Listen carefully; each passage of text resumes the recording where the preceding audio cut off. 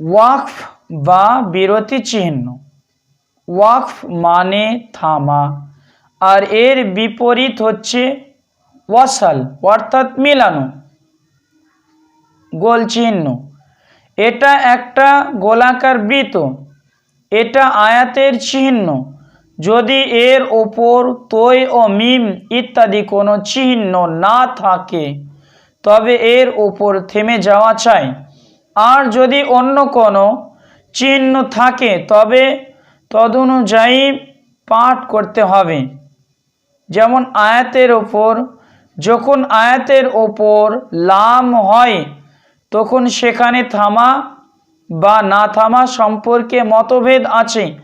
প্রসিদ্ধ অভিমত অনুসারে থামবে না। তৈ, যেখানে তৈ থাকবে অর্থাৎ ওয়াকফে মুতলাক এর চিহ্ন, এর উপর থামা উত্তম।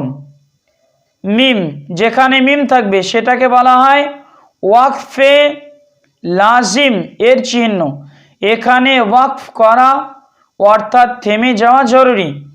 জিম, যেখানে জিম থাকবে সেখানটাকে বলা হয় ওয়াকফে জায়েজ এর চিহ্ন, এখানে থামা ও না থামা উভয় ইচ্ছাধীন। জে, জায়েজের চিহ্ন, যেখানে জে থাকবে সেটাকে বলা হয় জায়েজের চিহ্ন বটে, তবে না থামাটাই উত্তম। সোয়াদ, যেখানে সোয়াদ থাকবে ওই জায়গাটাকে বলা হয় ওয়াকফে মোরাক্খাস এর চিহ্ন, এখানে ওয়াসাল বা মিলানো উত্তম। অবশ্যই পাঠক ইচ্ছা করলে থামারও অনুমতি আছে। কফ, যেখানে কফ থাকবে সেটাকে বলা হয় কিলা এর চিহ্ন, এখানে না থামাই চাই।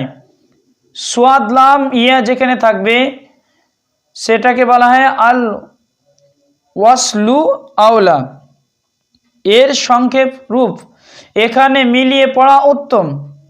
যেখানে সোয়াদ লাম থাকবে সেটাকে বলা হয় কাদ ইউসালু এর চিহ্ন, সেটাকে বলা হয় কাদ ইউসালুর চিহ্ন, এখানে থামা উত্তম।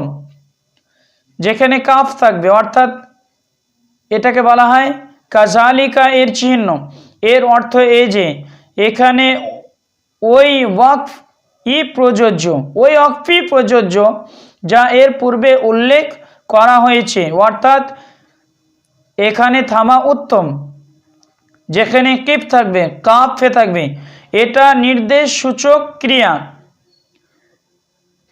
এর অর্থ হচ্ছে থেমে যাও, এখানে থামা উত্তম। যেখানে সাক্তা থাকবে অর্থাৎ এখানে স্বল্পক্ষণ থামবে কিন্তু নিঃশ্বাস অব্যাহত রাখবে, এখানে কিছুক্ষণ থামবে কিন্তু নিঃশ্বাস অব্যাহত রাখবে। শিন যেখানে থাকবে এটাও সাক্তা এর চিহ্ন, যেখানে শিন থাকবে শুধু এটাকেও সাক্তার চিহ্ন বলা হয়, এখানে স্বল্পক্ষণ থামবে কিন্তু নিঃশ্বাস অব্যাহত রাখবে। যেখানে লাম থাকে অর্থাৎ যেখানে লাম লেখা হয় সেখানে ওয়াকফ বা মিলানো জরুরি।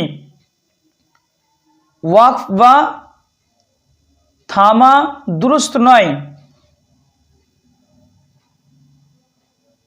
যেখানে লাম লেখা থাকবে সেই জায়গাতে মিলানো জরুরি, সেখানে থামা দুরুস্ত নয়।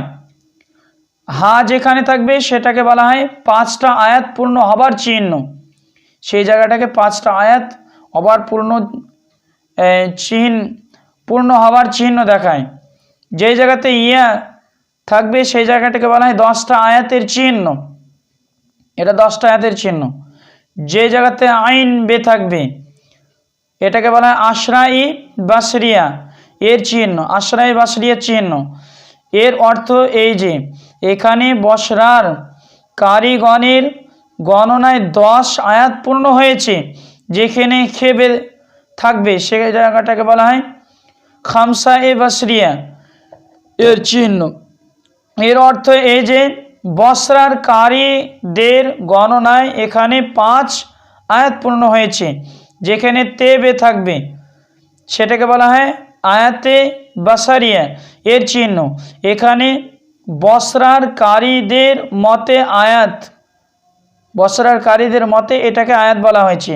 যেখানে লাম্বে থাকবে এটাকে বলা হয় লাইসা বি আয়াতি ইনদাল বাসারিয়িনা, এর চিহ্ন, অর্থাৎ এখানে বসরাবাসী কারীদের মতে আয়াত নয়।